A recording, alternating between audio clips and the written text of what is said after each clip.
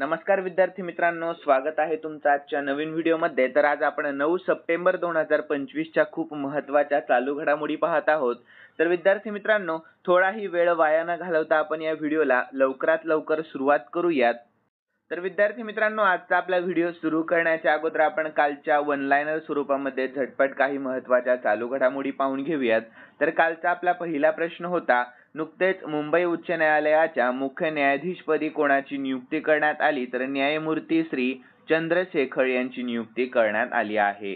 यानंतर पुढील प्रश्न, आपल्या भारताचा उपराष्ट्रपती पदाची निवडणूक कोणत्या दिवशी होणार आहे? तर ती 9 सप्टेंबर या दिवशी। यानंतर अलीकडेच कोणत्या राज्य सरकारने अग्निवीरांसाठी सरकारी नोकरीमध्ये एकूण 10% आरक्षण दिले आहे? तर उत्तराखंड।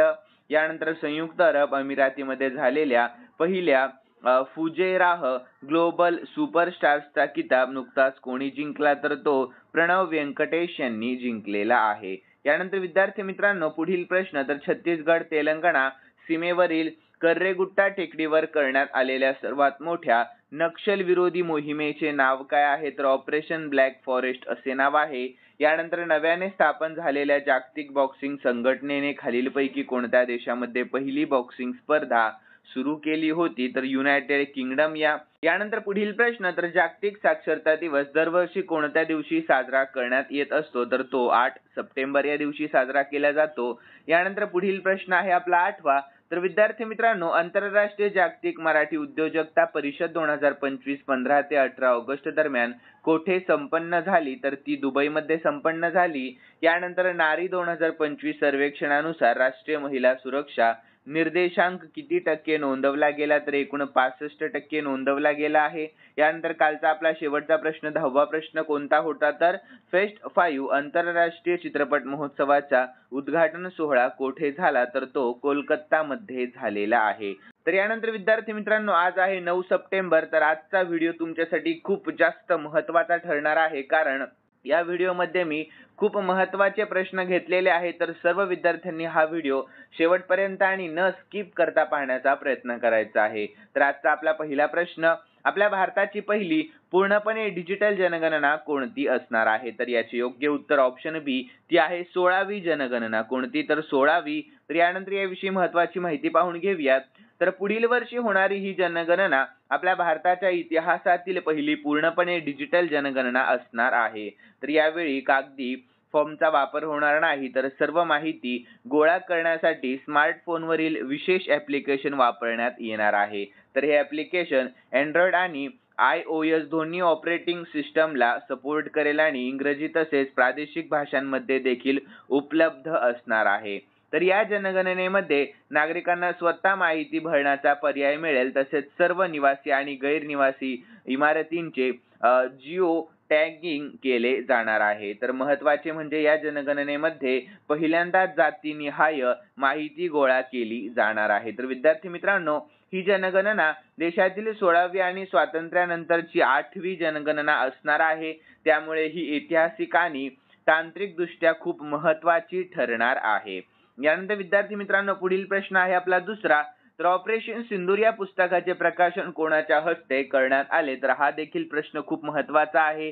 तर याचे योग्य उत्तर ऑप्शन सी, लष्कर प्रमुख उपेंद्र द्विवेदी यांच्या हस्ते करण्यात आले आहे। तर याविषयी महत्त्वाची माहिती पाहूयात। तर ऑपरेशन सिंदूर हे पुस्तक भारतीय सैन्याच्या शौर्य, त्याग आणि कार्यपद्धतीवर आधारित असून त्यामध्ये विशेष लष्करी मोहिमांची माहिती देखील दिली आहे। तर या पुस्तकाचे प्रकाशन भारतीय लष्कर प्रमुख जनरल उपेंद्र द्विवेदी यांच्या हस्ते करण्यात आले आहे आणि सैन्य दलातील शौर्य कथा आणि सैनिकांचे योगदान समाजापर्यंत पोहोचावे हा या प्रकाशनाचा मुख्य उद्देश असणार आहे। तर अशा प्रकारची पुस्तके स्पर्धा परीक्षेच्या दृष्टीने खूप महत्त्वाची असतात, कारण ती राष्ट्रीय सुरक्षेशी संबंधित घटनांचा मागोवा घेण्यास खूप मदत करत असतात। यानंतर पुढील प्रश्न आपला तिसरा आहे, तर अलीकडेच कोणत्या देशाच्या शास्त्रज्ञांनी कर्करोगाची लस तयार केली आहे? हा देखील महत्त्वाचा प्रश्न। तर याचे योग्य उत्तर ऑप्शन सी, रशिया या। कोणत्या? तर रशिया या। यानंतर याविषयी आपण महत्त्वाची माहिती पाहून घेऊयात। तर रशियाच्या शास्त्रज्ञांनी अलीकडेच अँटरॉमिक्स नावाची कर्करोगावरील लस विकसित केली आहे। तर ही लस मुख्य कोलोरेक्टल कॅन्सर म्हणजेच आंत्र व गुदाशयाचा कर्करोग रोखण्यासाठी बनवण्यात आलेली आहे. तर ही लस mRNA तंत्रज्ञानावर आधारित असून तिच्या प्राथमिक चाचण्या यशस्वी झाल्याचे सांगितले जाते. लक्षात ठेवा. तर यानंतर विद्यार्थी मित्रांनो, या लसीमुळे रुग्णांच्या ट्यूमरमध्ये घट दिसून आली तसेच कोणतेही गंभीर दुष्परिणाम आढळलेले नाहीत आणि रशियातील national medical research radiology centre व एंगेलहार्ट इन्स्टिट्यूट यांनी हे संशोधन केलेले आहे. यानंतर विद्यार्थी मित्रांनो, पुढील प्रश्न 4था आहे आपला. तर अमेरिकन ओपन टेनिस स्पर्धा 2025 मधील महिला एकेरीचे विजेतेपद नुकतेच कोणी जिंकले? तर याचे योग्य उत्तर ऑप्शन डी, तर आयना सबलेंका यांनी जिंकलेले आहे. तर याविषयी महत्त्वाची माहिती पाहूयात. तर अमेरिकन ओपन टेनिस 2025 मधील महिला एकेरीचे विजेतेपद बेलारूसच्या आर्यना सबलेंका हिने पटकावले आहे.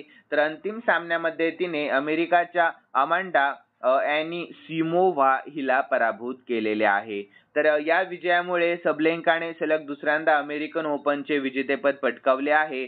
तर या सबलेंका ही आक्रमक खेळशैलीसाठी प्रसिद्ध असून तिच्या सर्व्हिस व फोरहेडमुळे ती जगभर प्रसिद्ध आहे. तर अमेरिकन ओपन ही ग्रँड स्लॅम स्पर्धांपैकी एक असून यावर्षी पुन्हा सबलेंकाने आपले वर्चस्व सिद्ध केलेले आहे. तर महत्त्वाची माहिती काय आहे? तर विजेती कोण? तर आर्यना सबलेंका बेलारूस झालं का नाही?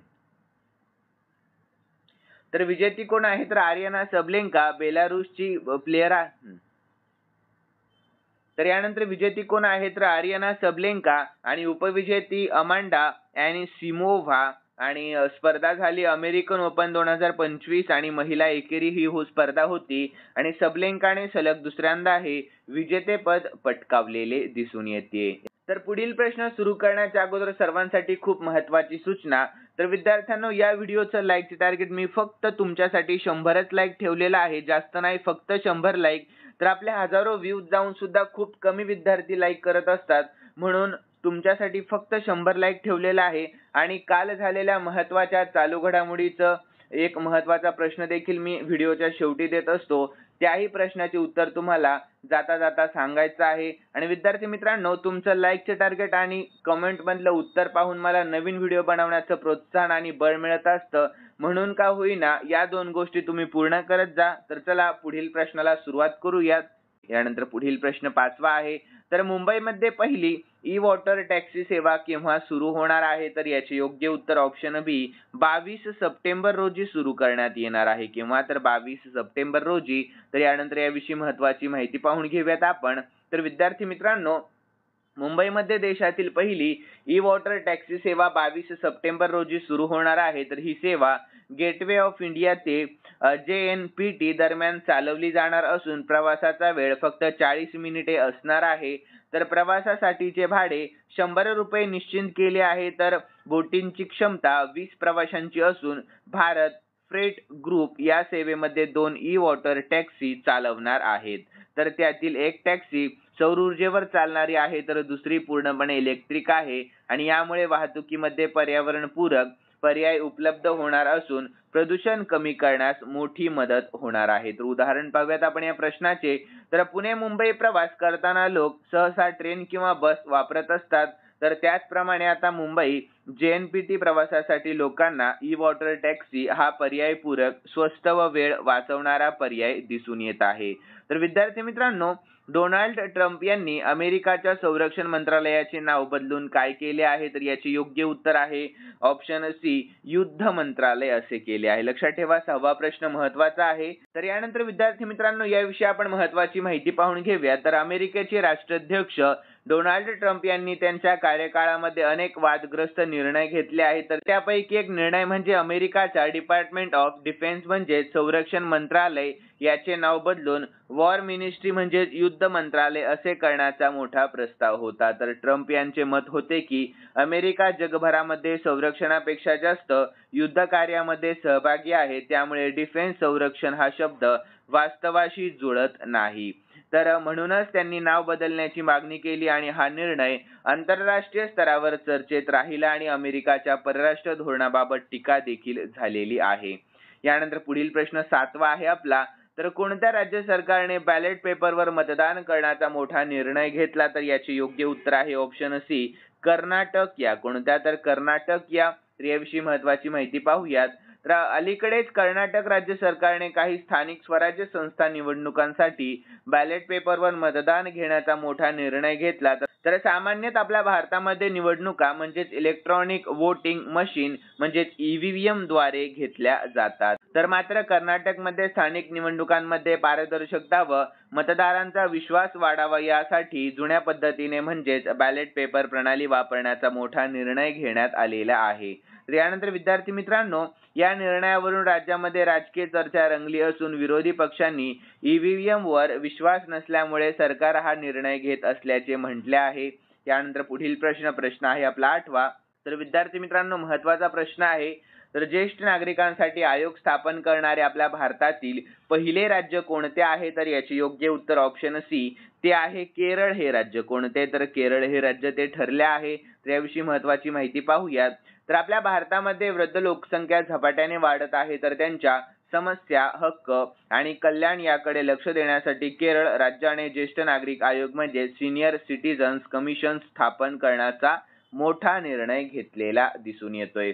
तर विद्यार्थी मित्रांनो, यामुळे केरळ हे आपल्या भारतातील पहिले राज्य ठरले आहे ज्यांनी वृद्धांसाठी स्वातंत्र्य आयोग स्थापन केला. तर या आयोगाचे मुख्य उद्दिष्ट म्हणजेच वृद्धांचे हक्क संरक्षित करणे, त्यांना होणाऱ्या शारीरिक, मानसिक व आर्थिक शोषणाविरुद्ध कारवाई करणे तसेच सामाजिक व सरकारी योजनांचा प्रभावी अंमलबजावणी देखील करत असते.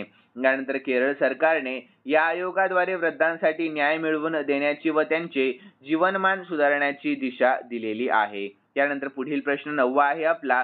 तर नवीन नागपूर शहर किती खर्च करून विकसित केले जाणार आहे? तर याचे योग्य उत्तर ऑप्शन सी 6,500 कोटी रुपये खर्च करून नवीन नागपूर शहर विकसित केले जाणार आहे. तर यानंतर याविषयी आपण महत्त्वाची माहिती पाहून घेऊया. तर न्यू नागपूर हा प्रकल्प नागपूर मुंबई समृद्ध महामार्गालगत हिंगणा तालुक्यात विकसित होणार आहे. तर हा प्रकल्प 692 हेक्टर क्षेत्रफळावर उभारला जाईल आणि त्यावर 6,500 कोटी रुपयांचा खर्च अपेक्षित आहे. तर या विकासामध्ये Nagpur metro region development authority, हुडको आणि NBCC यांचे सहकार्य आहे. लक्षात ठेवा. तर या नवीन शहरामध्ये IBFC सेंटर, उद्योग, स्टार्टअप्स आणि कॉर्पोरेट कार्यालये उभारली जाणार आहेत, ज्यामुळे नागपूर प्रदेशामध्ये मोठ्या प्रमाणामध्ये रोजगार व गुंतवणूक देखील मोठ्या प्रमाणात वाढणार आहे. यानंतर 10वा आणि शेवटचा प्रश्न आहे आपला. तर टेस्ला कारचे आपल्या भारतातील पहिले ग्राहक कोण ठरले आहेत? तर याचे योग्य उत्तर ऑप्शन सी ते ठरले आहेत प्रताप सरनाईक. कोण? तर प्रताप सरनाईक ठरले आहेत ते. तर यानंतर याविषयी महत्त्वाची माहिती पाहूयात.